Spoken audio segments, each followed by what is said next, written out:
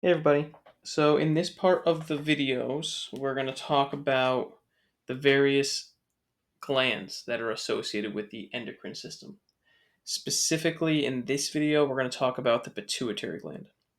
Before we dive too deep into the pituitary, just wanted to mention the hypothalamus because in most cases, the hypothalamus is going to tell the pituitary to release certain hormones. So, for example, the hypothalamus will send a hormone that will bind to receptors on the pituitary, and from here, the pituitary will release specific hormones into the bloodstream. So, really, I should have sent this into the bloodstream, but you guys get my point.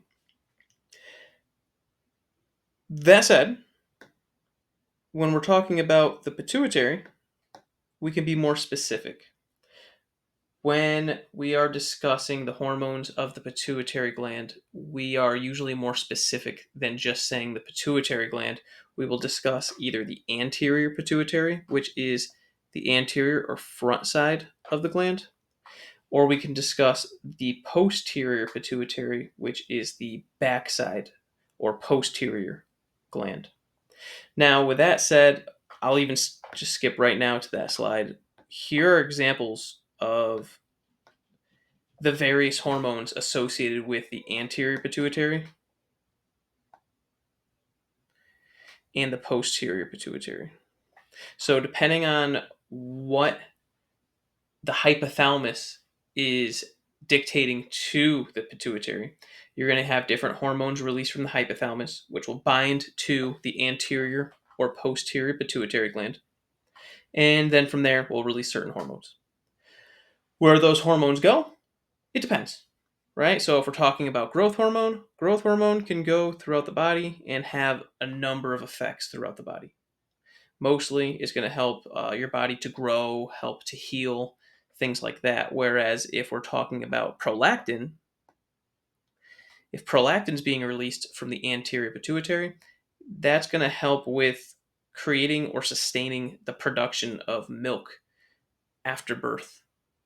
So this is for mothers who are breastfeeding. So the point that I'm trying to make is it depends what hormone we're talking about. I know I've said that a whole bunch of times in this video, but it's important that I stress that because eventually, first maybe it may not have clicked for you yet, but in some cases it takes people a little bit of time to register. Yeah, it really does depend on what hormone we're talking about because there's so many different hormones and mechanisms of action. In other words, different hormones and how they work. So, anyways, how does it work? Let's go back a slide.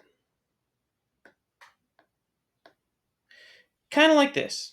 Now, like I said earlier, the hypothalamus is going to be the starting point. The hypothalamus is, if you remember from last semester, the hypothalamus is kind of like the hormone center. Hypothalamus is the hormone center, and that's important for homeostasis. It's silly, but it helps me to remember that way, so I share it with everyone else. So hypothalamus, hormone releaser, and why? Homeostasis. This is the main homeostasis part of the brain that recognizes if you have too much of something or too little of something. That's going to be important for this. So, hypothalamus. If your body recognizes that you're missing or in need of something, your hypothalamus will release a hormone that will go to your anterior pituitary or posterior pituitary. It depends. In this case, we're saying anterior.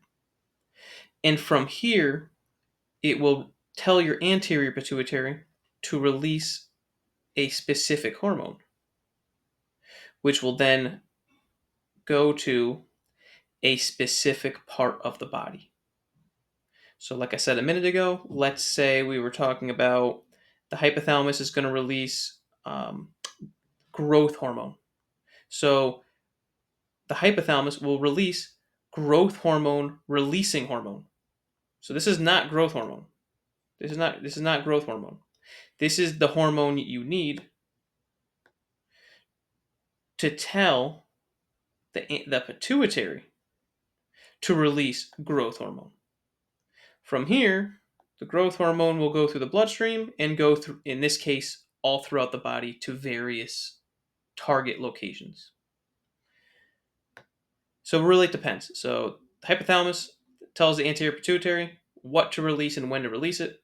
From there, whatever is being released, it goes to where it needs to go. So if it's, for example, growth hormone, once growth hormone's in the body, it's going to circulate in the bloodstream and eventually come back to the anterior pituitary and or the hypothalamus and get recognized. And your hypothalamus and your anterior pituitary are going to go, oh, now we have too much of this. When that happens, we stop releasing these hormones. So once the hypothalamus stops releasing its hormone, the anterior pituitary no longer gets it. If it no longer gets a hormone, it's going to tell the rest of the body to stop releasing hormones. So now the anterior pituitary will not release hormones, which means no more hormones go into circulation, and now the levels will come back down. So this is negative feedback loop. It's just about monitoring where the hormones are going and what they're doing, right? Sometimes if you have too many of the anterior pituitary hormone, your hypothalamus will just stop right there. And now it no longer releases it. So this is just your negative feedback loop for the anterior and posterior pituitary glands. If you have any questions on this, please let me know.